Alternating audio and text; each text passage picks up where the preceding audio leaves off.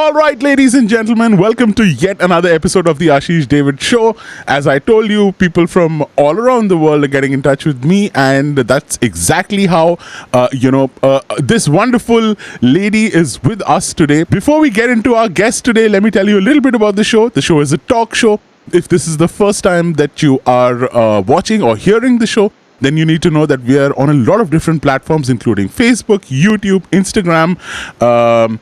Where else are we? We are on Spotify, we are on Apple Podcasts, Google Podcasts, Stitcher, Public Radio, and a lot of other platforms as well. Most importantly, we're probably on your favorite content platform. So if you haven't, checked us out yet, consider subscribing. This is a show where you get to meet a lot of different people almost every other day. This is the third season. Coming to our guest today, well, this is, a lady who I met in Delhi, I think in the 2018 time probably. We met at a live concert at a lot of different venues that were happening. There were music shows happening, and she would always turn up because she's very, very passionate about music as well. So without any further ado, welcome Judy to the Ashish Ddavidd Show. Thank you very much, Ashish, and Ayubawan from beautiful Sri Lanka. So you're in the, beautiful place, Sri Lanka. You are looking beautiful today, and the painting behind you is beautiful as well. Thank you. That's a painting that I bought in Nepal a long, long time ago from the artist, a brilliant artist. I'm going to give him a plug, Manish Lal Shrestha. He paints sounds of what he hears in temples. Wow. Beautiful. It's beautiful. And it travels with me around the world. It's not exactly convenient luggage, but you can't have everything. Well, it's traveling right now on the Ashish Ddavidd Show. Yeah. Judy, how does it feel to be on the Ashish Ddavidd Show? How are you feeling right now? Oh, well, number one, it's a great break in a very rainy, stormy, windy day down here in Sri Lanka. And of course, with COVID and everything being closed, banned, not possible, it's really lovely to be able to actually sit and chat to you and everyone else who's had the pleasure of listening and just talk about life, talk about things that matter to us. Absolutely, and that's exactly what we're going to do. So, Judy, how would you describe Judy Smith to someone who knows absolutely nothing about you? Pretty much a nice person. Well, as Ashish said, we met in India however many years ago it was, and I'd been in India for 6 years after leaving Australia, long story, and I just found India was really starting to grate on me, and it was just becoming so expensive.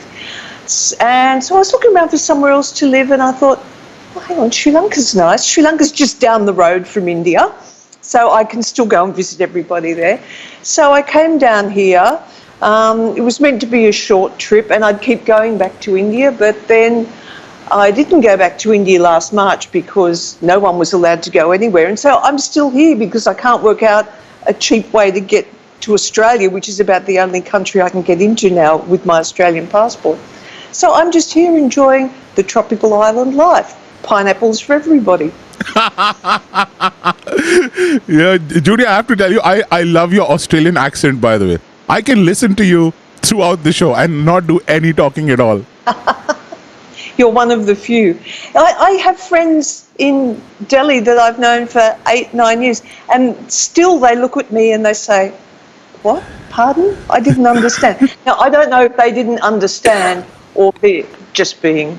They're just being Delhiites. Yeah, exactly. But I love them. So, Judy, let's start, from the very beginning, because I'm pretty sure all the guests want to know more about you. So tell us about, your childhood. What was it like? Which city were you in? What mischief was, the 10-year-old, 12-year-old, 7, 8-year-old Judy up to? Well, I was born an exceedingly long time ago. So long ago, in fact, that I've got a seniors shopping discount card in Sri Lanka. And that's as far as I'll go. And I'm the oldest of 2 girls. And my adventurous life, as I like to call it, started when I was about 4 years old, apparently. And I had these little blue corduroy overalls on and a little basket. And I decided I was going to run away from home. And so I put some biscuits in the basket, and then I dug a little hole under our front picket fence, and I ran away down the street. Of course, I wasn't running very fast because I only had little legs, and my father caught up with me. That was unfortunate. And I've been causing trouble ever since, I think. I was pretty badly behaved at school. I was always on detention. I was always getting into trouble. And I remember I had one teacher who used to hit us with the feather duster. Every day I got smacked with that feather duster until they discovered that I wasn't just being obnoxious, but I actually had such bad eyesight that I couldn't see what the teacher was writing on the blackboard. And then I guess I was a typical Australian teenager in the 70s, doing everything you're not supposed to do, much to the horror of my parents.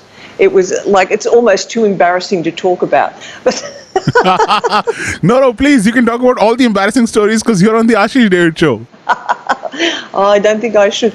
Well, there was one particular time a bunch of us had gone out to see a band at a local wine bar, which was the in thing back then. There was this really awful Australian sparkling red wine, I mean, even the thought makes me shudder, called Cold Duck. Of course, we used to call it something else. And we had a cold duck drinking competition for reasons best known to ourselves. And the person who hadn't drunk that much, was before the drink driving laws came in, was driving a combi van. So he was going to drop us all home. But unfortunately, we were all really drunk and we were rolling around in the back of the combi van like so many disused mattresses. And someone yelled out they were going to be sick. So he pulled up the van and we slid open the door and people were busy going, you know, and a policeman walked up. And here we all are, all these drunk teenagers throwing up in the street. And I realised that it was like just around the corner from home. So I said, oh, it's okay, I'll walk. Famous last words. I got home and made it halfway up the front stairs and then I just couldn't go any further. I just lost it. So the next morning my father was coming out to go and collect the daily newspaper, opens the front door and there's his darling daughter sprawled out on the front porch. Yeah, I was real popular after that. And which city were you growing up in? Tell us a little bit about that as well. I was in Sydney, out in the suburbs, a place called Greenacre that nobody's ever heard of.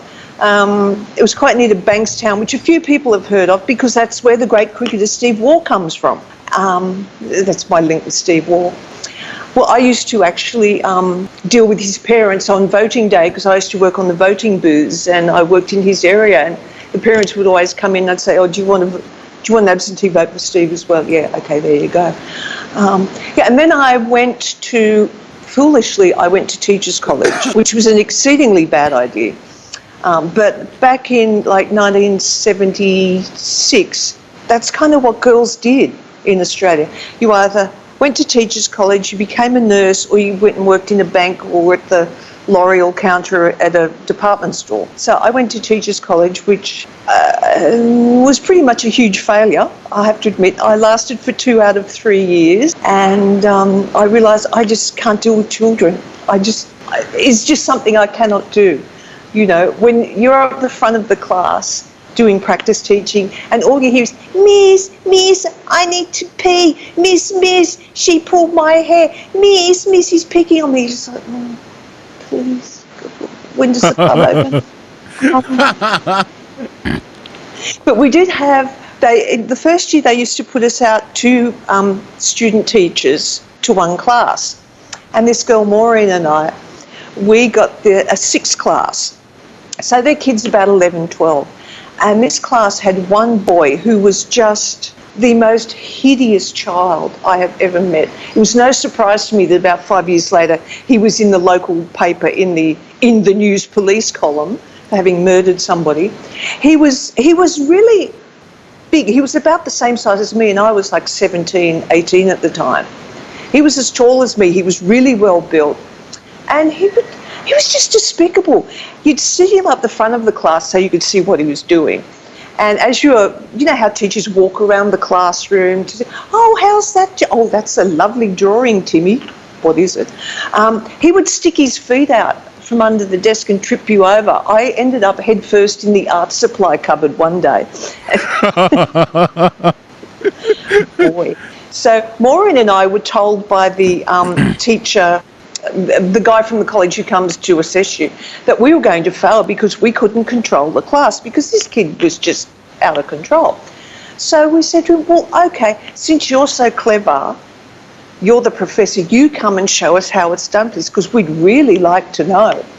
So, of course, he turns up and this kid just put it on.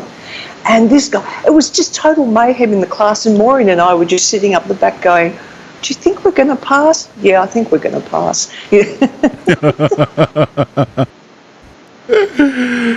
Super. But what was Sydney like in the 70s? Like, what was the...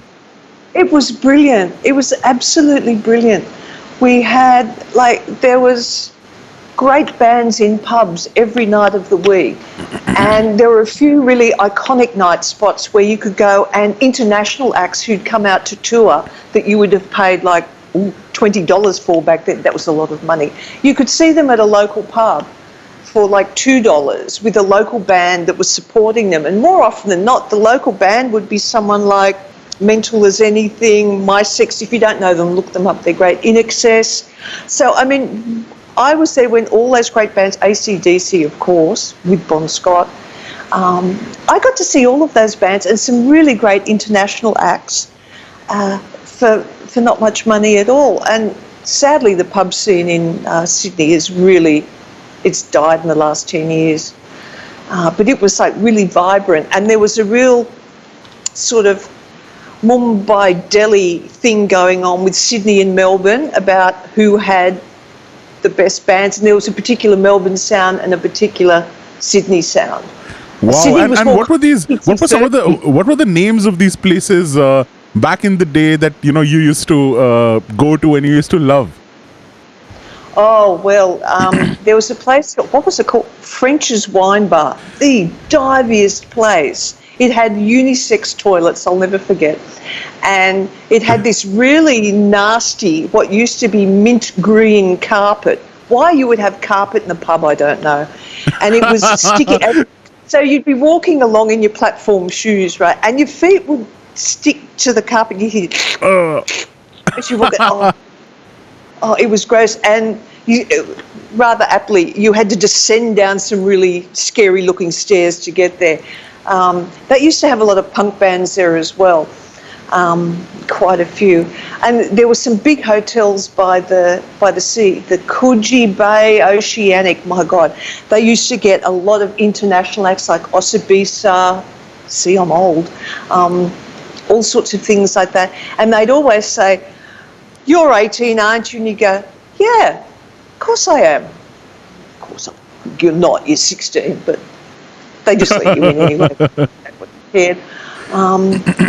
And the other great thing we used to do back then, which was always fun, was go to the drive-in.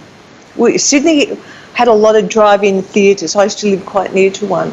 And the trick was you'd go and buy a case of beer or whatever, right? And then you'd have, say, 3 people in the car, but 4 in the boot. And so you'd drive in, just pay for 3 people. And then you'd go in. And, of course, back then the drive-ins had those speakers, the really heavy speakers, like you see on old movies, that you have to wind your window down a bit and you put the speaker on there. So, of course, if the driver of the car wants to get out to go to the snack bar, smack goes the thing, and often you'd lose your window. So they used to have patrols going around in the back rows of the drive-in to see how many people would get jumping out of the boot of the car. It was a good, cheap, fun entertainment. Yeah, it was very naughty. I'm sorry, Hoyts, or whoever owned the drive-ins. I'm really sorry. Oh God, so crazy story, man.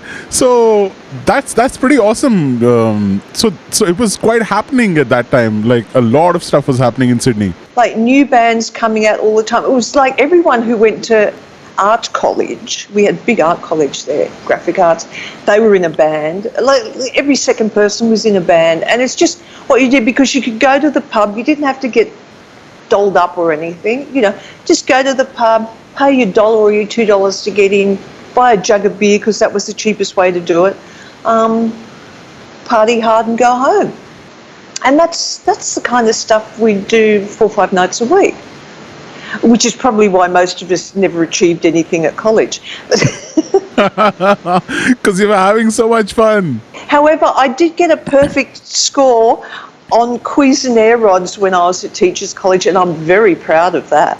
Do you know what Cuisenaire rods are? No, not really. They're coloured bits of wood that are different lengths for 1, 2, 3, 4, 5, 6, 7, 8, 9, 10. And you used to use them to teach children maths. But of course, all they ever did was build things with them, you know. And so at Teachers College, we had a semester on teaching with Cuisenaire rods. I was like, oh, good grief. My goodness, how stupid. But anyway, I got full marks on that, as opposed to conducting a choir, which I failed. So, okay, so you were in your teacher's college and you were doing that. What happened after that? What was the next phase of Judy? And what mischief was she up to then? The next phase of Judy was I was unemployed for quite some time, like a lot of people were back then. The economy was really bad. Like a lot of other people, I was house sharing in Newtown, which was an inner city place that used to be kind of grungy and punky and rocky, and it had a lot of Italian, Malaysian, Lebanese restaurants. It was a very happening, funky kind of place, but quite run down. And that's where everybody was, you know. And every street corner basically had a pub, and you just wander up there and listen to a band and go home again. But then the Commonwealth Employment Services, they were called back then, the government agency that looked after people who weren't doing anything all day, told me I had to sit for the public service exam. So I thought, okay. So I sat for that with a hangover, and I passed. Well, it was pretty hard not to. And so I got a job with what's called the Department of Social Security, which hands out welfare, pensions, all that kind of stuff. And I got a placement at an office about 5 minutes drive from home, which was excellent. And I worked there for 21 years, not the same office, not doing the same stuff. And everyone used to go to the pub for lunch. People would go to the pub after. Some people lived in the pub by the look of them. But the great thing about the public service was you get a lot of holidays, and you would get, after 10 years, you got what's called long service leave, which is a completely unknown thing to most people on the planet. And so in addition to your 4 weeks full pay holidays a year, you would get 3 months full pay or 6 months half pay. And every year, 4 got added on to your long service leave balance. So that's when I really started travelling with a vengeance, because I could take 3 months off on half pay plus my 4 weeks holidays. I could go to Asia and I'd come back with money in the bank. You know, if I stayed home, I didn't have money in the bank. So that really enabled me to really get going on travelling. Thank goodness for that. So the dream that you had, you know, when you were actually little and you tried to run away from home with my packet of biscuits. Yeah, with your packet of biscuits was actually coming true now. It was brilliant. I mean, it was so different to the way most recent travel gets done. There was no internet, there was no mobile phones, there was no credit card, that kind of stuff most places. So usually I would leave home, half of my backpack would be rolls of film. Then I'd have a wad about this big of traveller's checks, and a few items of clothing thrown in for good measure. And off you go. When you wanted to meet someone, you'd say to them, oh, well, I'll be in Kathmandu on the 4th, so let's meet about 2 o'clock in the afternoon outside that cafe near the tree opposite the temple, blah, blah, blah. And they go, yeah, okay, great. And you either ran into them or you didn't. You know, it was all very sort of haphazard, and people having to borrow money from people because they couldn't change a traveller's check and stuff like that.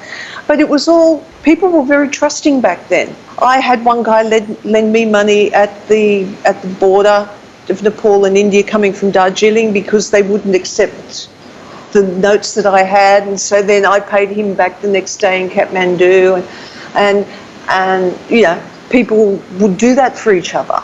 and it wasn't a hassle. It was always difficult keeping in touch with home. That was the hard part. I mean, now it's 2021, but back then, things are very different. So what are some of the stark changes that you see and you kind of find amusing now? I find it funny when people really kind of freak out about not having a plan. My plan usually was something like, well, I've got this plane ticket and I'll go to this place and then I'll see what happens. A lot of my stuff, that was as far as I got. I'd book a hotel for the first night that I arrived somewhere, and then I'd kind of make it up as I go along because there weren't any online resources or anything. Like, you had the good old Lonely Planet that most people carried around, but of course by the time that was printed the information was out of date, but it was the best that you had. What you did, you'd go into a cafe or a museum or a bookshop or whatever, and you would meet people and you would talk to them and you'd say, hey, didn't I see you at the museum the other day? Was that you? Yeah, where have you been? And that's how you found out about places to go. And so there was none of this looking up stuff on the internet. You just went off and you did it. And that's kind of, it's good, but it's sad that we don't have that anymore, that people don't feel like they can do that. Because, still I travel mostly on my own. And I'll happily walk up to someone and say, oh, do you mind if I sit here? Or oh, hi, you sound like you're from Ireland, or whatever, like have a chat with people. But I think people now are a little bit more afraid to put themselves out there. Yes, I think that's true. And it's a shame because the world goes around because people connect, not because people don't. People say, oh, I'd be too how could you go out and sit in a restaurant on your own? I'd be too embarrassed. I'm like, what's embarrassed about eating? Who cares what people think? And unfortunately, Judy, these days, so a lot of younger people are also listening to this, watching the show, listening to the show. The one thing that I get from a lot of them is that, you're into radio, you sing, you do like all these bunch of things that I do. And they're like, I think I want to sing, but... I'm too afraid of the criticism that I might get. And so there's that whole, analysis paralysis thing happening. Exactly, analysis paralysis. I like that. And I don't know if it's the society or the way people are brought up or just the whole pressure of social media and everything. When I was growing up, like, if you had a fight in the schoolyard, well, your mum would find out because the teacher told her, but it wasn't spread all over the internet for the whole city to know about, Yes. And with everybody wanting to put up videos of this, that and the other, and, oh, quick, take a selfie, no, take another one, oh my God, take 15 selfies before I look all right, some of my selfies are so hilariously bad, all of them actually. But, I think there's this real fear for people of looking foolish or being made fun of, And as anyone who's seen me in karaoke at Delhi, I don't care if I look like a fool. I'm enjoying myself. If you're not enjoying it, you don't have to listen.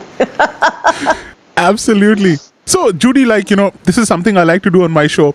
I like to pick on, the expertise or the experience of my guest in order to help the audience in some way. So, if one of those shy kids is watching right now, you've had like the most awesome life, I think, out of a lot of my guests. I think you've traveled most, you've enjoyed most, you're a carefree, chilled out person. I've lived longer than most too. So, just 3 simple tips that, you would like to give to someone who's kind of in that, age bracket and they're very apprehensive about just going out there and doing whatever they want to do. I mean, right now it's, of course, there's a lockdown happening, but, besides that. Well, I think you need to be confident in your ability to know that you can give it a go, because giving something a go is the first step to doing it well. If you never try, you'll never ever know. Yeah? So don't be afraid to give whatever you want a go. Point number 1. Exactly. Even if the first time you try, if you want to do singing, for example, if the first time you try, you do it at home and you record yourself and you look at it and you go, oh, my goodness, that was a bit off. Well, that's okay. Nobody else saw it. And once you know what's off, you can then start to make it right. If you want to change your career, But you think, well, I've always been a bank worker. How could I possibly become a painter? Well, obviously you want to paint. Do you like paint? Just start. You just have to start. Be a little bit brave. And if you have like a friend or a relative, but normally a friend, whose opinion you actually value and trust, run it past them and say, this is what I think I want to do. This is what I'm nervous about. What's your opinion honestly? It needs to be someone who's going to tell you honestly without judgment. And a lot of people will say you can't do that because of some crazy reason that's not actually valid. It's not that you personally can't do it, but they think you shouldn't do it because it will upset your mother, or you shouldn't do it because that career change is a really bad idea. I've changed careers so many times and I'm still here. The ultimate point of being alive is to be happy. It's to be happy, because if you're happy, you can then spread happiness. People will be happy to meet you because you're jolly and you're lively and you've got something positive to say. There's so much negativity in the world right now. I can't tell you the last time I watched the news. I'm not interested. I want things that are going to brighten my day, not darken it. You know, there's enough gloom and doom around here. If there's something that you feel you're going to be happy doing, try it. You never know, it just might work. And if it doesn't work and you can't make it work, or you, for whatever reason, don't want to make it work, at least you tried. At least you gave it a go. That's what I think. That's a good place to start, If you don't try, how will you know? Mentally you have to get through that barrier of I can't, and then go to a place where you say, you know what, screw it, I'm going to do it anyway. It's going to be fun to try. Yes. Yeah. It's amazing where you can land up if you just take that first step. You just got to say to yourself, who's going to die if I do this thing? Right? That was something my dad always used to say. When something went wrong, he'd say, well, nobody died, did they? And I said, well, no. He said, well, then it's all right. If you go out and enter a dancing competition, even if you're a really crap dancer like me, right? Well, okay, they might say, pretty terrible, but you're not going to die, Not even of embarrassment or shame, because that just doesn't happen. That's not real. Yes. If it was, I probably should have years ago. You decided that, okay, fine, I'm getting half pay. And then you decided that, wow, I need to sort of discover this, thing that I've always wanted to do is to travel the world. So tell us when that happened, what did Judy do first? What was the first thing that you did after that? Well, the first thing I did was I jumped on a plane and I went to India in 1988. It's a very different place back then. And then I went up to Nepal, which was also a very different place back then. And that was it. I was hooked. From then on, I'd always been fascinated with India, even when I was like a little kid. I remember we had this hideous mall that opened up near us, and it was on the way home from school. So all us, teenage ne'er-do-wells would end up there for milkshakes, which is not like the milkshakes bring the boys to my yard, okay? And they had all these different little booths, like they had a London one and all this, and they had, I'll never forget it, it was an India booth, and it was this really, probably very crap painting of the Taj Mahal at night up the back. And it had these sort of ornate, pretend plywood jali petitions, right? So I always used to go and sit in there and have my chocolate milkshake. So I'd probably always been fascinated by it for some unknown reason. And so after going there in 88, I was like, yeah, okay, I'm travelling every year on my holidays. That's just what I'm doing, And so I did. And then I travelled to Pakistan after seeing a slideshow. Do you remember those? A slideshow at my next door neighbour's house of his trip to Pakistan. He was a great traveller too. And so we'd have slideshows, excuse to drink cheap wine. And I thought, I'm going to Pakistan. And people said to me, are you crazy? You're a woman going to Pakistan on your own. I went, please, come on. It was brilliant. It was brilliant. Then I went to Tibet. And then I just kept traveling to those places. Tell me, like, some of the things that you remember, particularly from India back in the 80s. You know, some strong memories that you have and what you remember of India at that time. Of course, the first time I landed there, I just thought, good grief, what am I doing? What is wrong with you, Judith Ann? I remember probably much the same as it is now for younger women. All the men were very interested in being helpful. The queues at the PCO, trying to make a call home to tell mum that I haven't been abducted yet. It was a lot more relaxed, like it was still hectic. India's always hectic, but it was kind of a relaxed, chilled hectic, which Delhi isn't like now. But of course, back then Delhi had, I don't know how many million people, but it was much less built up. You know, I can remember when Gurgaon was farmers' fields, when the drive to Agra took you almost all day from Delhi in an ambassador that kept breaking down. It was less corporate and frantic, I think, is what it was. Because India by then, it was still closed, pretty much like it was only when Manmohan opened up the currency and stuff like that India really started, I feel, started to kind of explode. Before that, it was still just good old India. I mean, the Delhi metro has been one of the most fabulous things. In Delhi, so much better. And I still have never, ever caught a public bus in Delhi in all these years. I pride myself on that.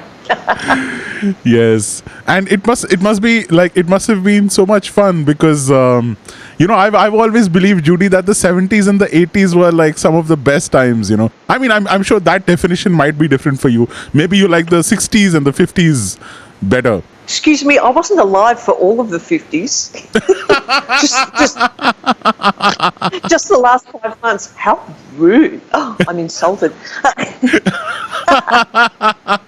But was there a lot of, like, you know, this Beatles mania happening at that time, you know, in India? No.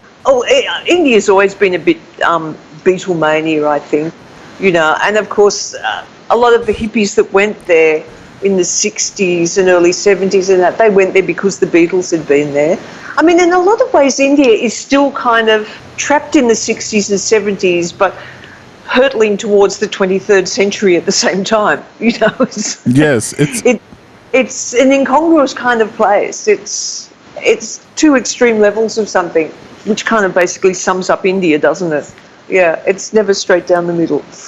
It's like a contrast of extremes, I guess. Yes, yeah. There's never anything that's just nicely sailing down the middle of the road. It's either uncle in his pony cart on one side and the guy in the Lamborghini on the other. You know, that's just how it is. What were the other countries that you traveled to at that time, and what were the, you know, good or bad experiences you had that you can sort of distinctly remember? Nepal is my other favourite country. Nepal is, and it's changed so much. I got sort of adopted into a family there back in 1992, I think it was, a local Brahmin family, and they're still my family there today. It's just lovely people. That was at in Diwali for the Baitika. So that's really cute. And he's my brother. He just calls me Didi. And there are people that I've known in Nepal for, 30 years that don't actually know my name. I'm just Puru's Didi. That's who I am. You know? I tell them, Didi, you're back. Hello. And so that was really lovely to make that kind of special friendship, because when I met Puru, he was a night manager at the Kathmandu guest house.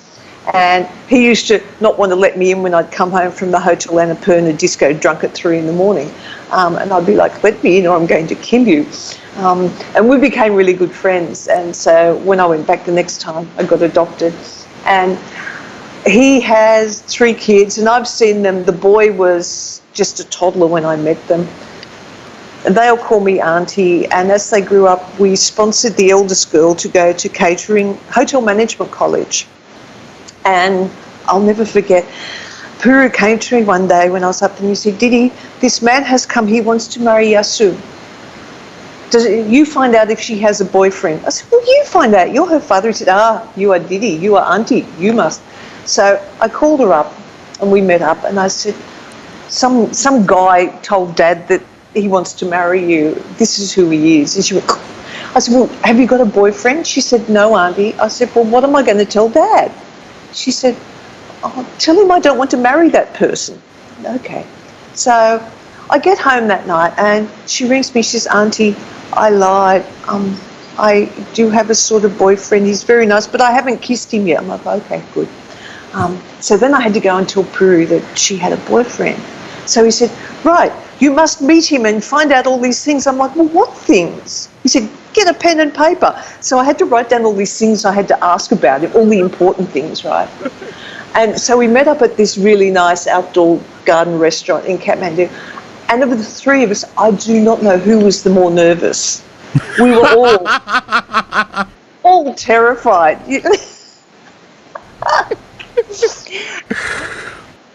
And I gave the nod of approval. He's a lovely, lovely guy. And so they got married on a very hot May morning in Kathmandu. Because it was a Brahmin wedding, there was no beer, there was no meat, and we were drinking warm Fanta. God. I thought I was going to die. And now they moved to Australia a few years ago, got a gorgeous little baby girl, and that's really lovely. And the other two kids are still there, and we catch up all the time. It's really lovely to have an extra family, and that's one of my most treasured things about Nepal, is that it's a small country, and everybody in Kathmandu knows everybody else. It's kind of like GK2, but not, you know. So, and I always feel very welcome there. You know, when I go there and I go to immigration with my passport and I say hello to the guy in the Nepali and ask him how he is, he's like, oh, did he? And he starts flicking through the passport. It's like, again. I go, again.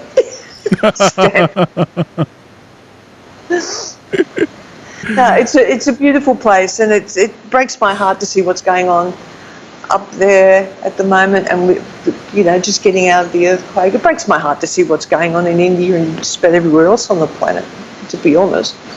But Nepal's one of those really special places that I will always treasure having gone to, you know.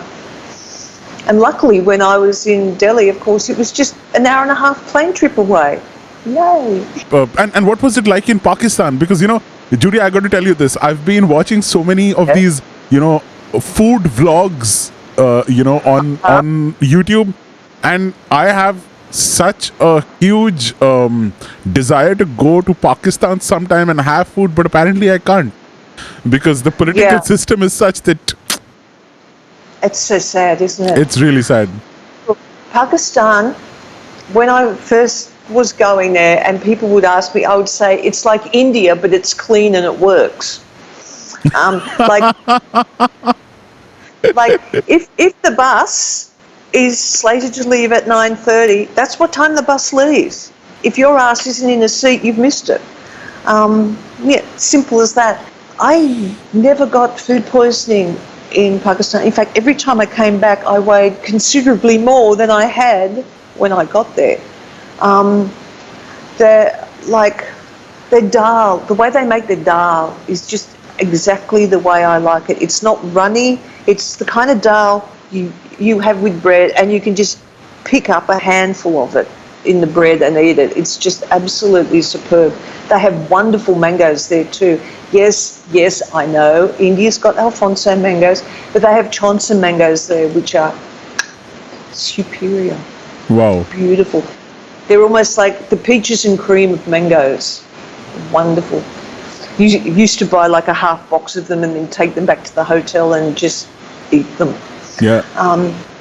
And the people there were almost unfailingly polite and helpful.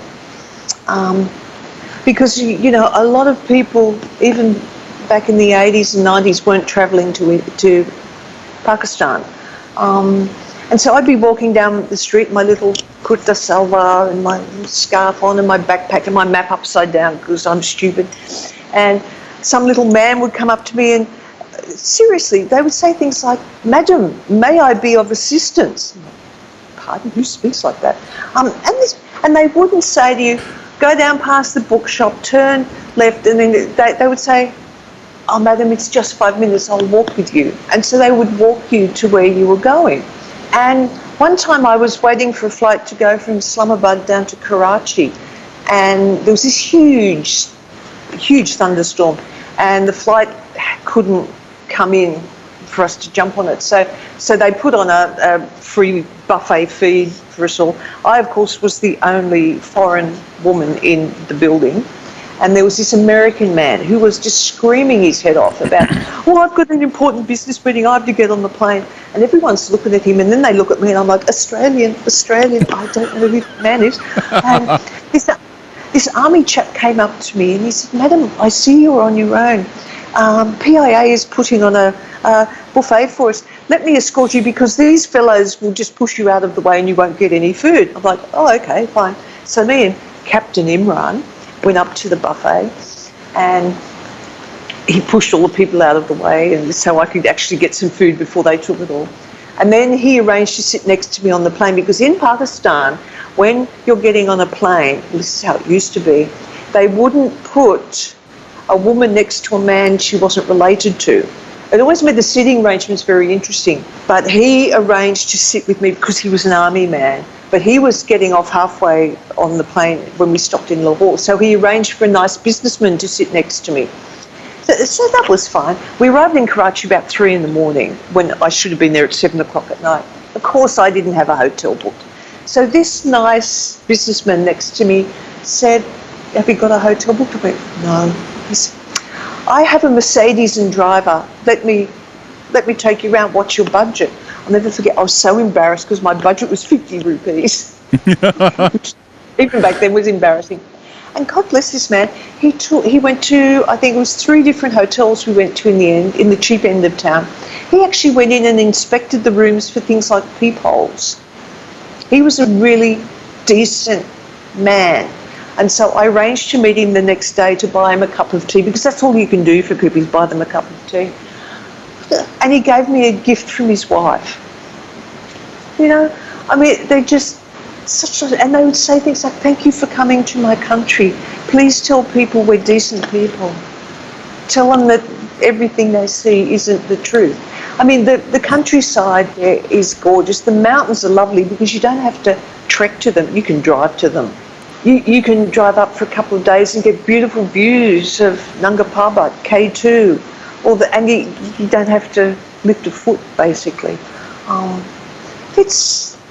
It's a really, really wonderful, wonderful place, and some of the old monuments are brilliant, really amazing.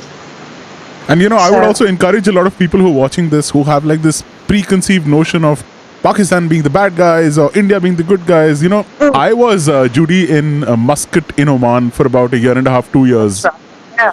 So I was working there, you know, as a radio presenter for the morning show, and I was the radio station's music manager. It was very exciting for me because I've never really lived in another country as such and, you know, worked there. And my experience of living in a Muslim country was like, I actually didn't know anything about Oman when I was going there, because apparently not too many vlogs or anything have been made about Muscat or Oman, and there were like very few photos that I saw. So in my mind, like, you know, when I was looking at Google Maps, I was like, desert, desert, desert. My office building is right there. So so when I landed there, I actually didn't know what to expect. But it was a beautiful place. There's apparently greenery. It rains. I never knew it rained in the Middle East. It rains there once or twice a year. I mean, like, it doesn't rain that often. You know, people were friendly. They were so welcoming. They were so nice. And trust me, Judy, I've been born and brought up in Delhi, okay? I would actually wonder, why is this person being so nice to me? Yeah, it's suspicious. And, you know, I've never actually had people be that nice to me. So I was like, it took me a whole month and a half and 2-3 months, as a matter of fact, to get used to it and to be comfortable with that whole idea. And that is when I realized, you know, the Muslim culture, I don't know, at least in the Middle East, and I'm pretty sure, as you're telling us, in Pakistan as well, is that of hospitality. They just basically that's their default setting, is to be nice to people. I remember one time in Pakistan, I was staying in one of my famous 50 rupee hotels, the Orient Hotel Lahore, very charming place. And I met this Belgian guy, Frank, and we just happened to run into each other that morning at reception. And he was going out sightseeing to a few things. He said, why don't you come with me? Okay, yeah. So we went to the big mosque there in Lahore, which is a beautiful, beautiful building. And everyone, all the local chaps who were talking to us in the mosque just assumed we were married, so we kind of just went along with it. Explanations are just overrated. And then we were walking through a park because we saw a guy with an ice cream stall. And we ran into this family of girls who were out with their older brother as the chaperone. They were chatting to us. They were very interested in talking to foreigners, because they didn't get to see so many. And so they invited us to their house for dinner, and it was I remember, near the Lion Gate in Old Lahore. And we got there and we bought a box of mithai for sweets and stuff, and some flowers.